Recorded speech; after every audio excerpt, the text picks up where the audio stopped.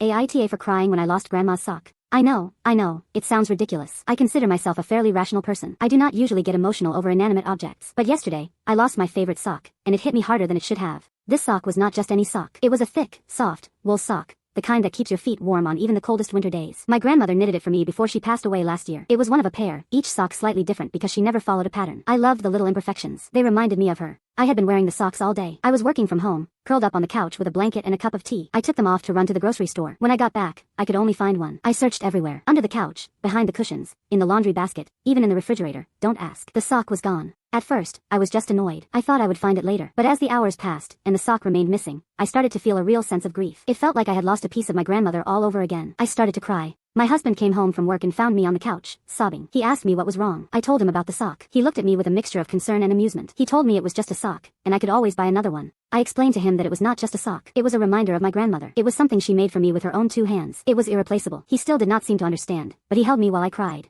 This morning, I woke up feeling a little silly about crying over a sock. I made myself a cup of coffee and started to do some work. As I was reaching for a book on the shelf, I saw something out of the corner of my eye. Tucked behind the books was the missing sock. I gasped. I grabbed the sock and hugged it to my chest. I felt an overwhelming sense of relief and gratitude. It was such a small thing, but it meant so much to me. It felt like a little message from my grandmother, telling me that she was still with me. I told my husband about finding the sock. He smiled and said he was glad I found it. He still did not fully understand why I was so upset about losing it, but he was happy that I was happy. Now, I have the sock back, and it feels like a small miracle. AITA for getting so emotional about it.